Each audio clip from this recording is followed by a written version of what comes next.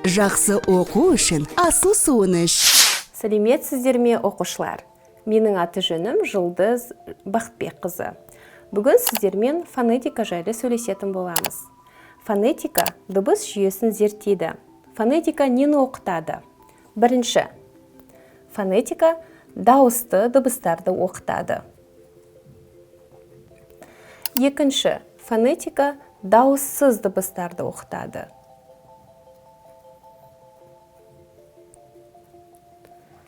Үшінші, үндестік заңы. Үндестік заңы. Төртінші, буын және оның түрлері. Екпін.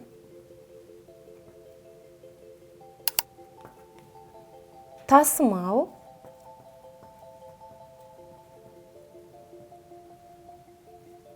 Орфография және орфоэпия.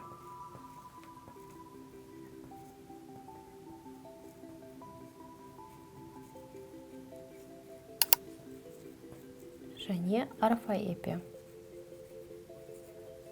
Дыбыс сөздің ең кішкентай бөлігі. Ол айтылады және естіледі.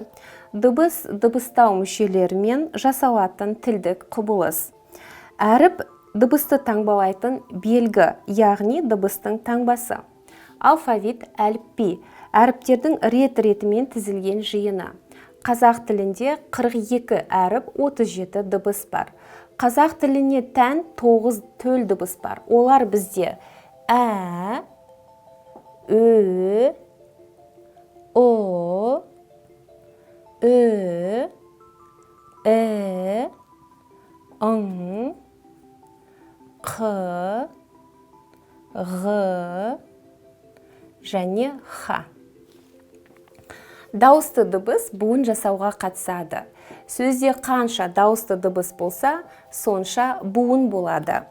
Буын дегеніміз сөз құрамындағы бір немесе бірнеше дыбыстардың тобынан құралған фонетикалық бөлім.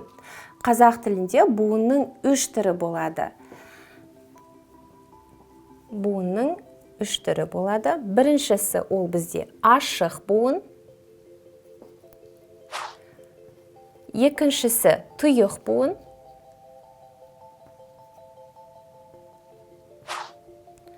Үшіншісі бітеу буын. Ашық буын дегеніміз не? Ашық буын ол бізде жалғыз дауысты дыбыстан тұратын, немесе дауыссыздан басталып, дауыстыға аяқталатын буын түрі. Мысалға, а, на, немесе а-па. Яғни, дауыссыз дыбыстан басталып, дауыстыға аяқталып тұр. Тұйық буын дегеніміз қандай буын? Тұйық буын дегеніміз дауысты дыбыстан басталып, дауыссызға аяқталатын буын түрін айтамыз.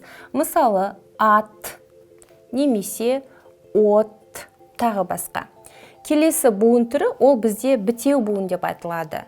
Бітеу буын дауыссыздан басталып, дауыссыз дыбысқа аяқталады. Мысалы, нан, немесе жол. Жол және нан дауыссыздан басталып, дауыссыз дыбысқа аяқталып тұр. Біз бұны бітеу буын деп атаймыз.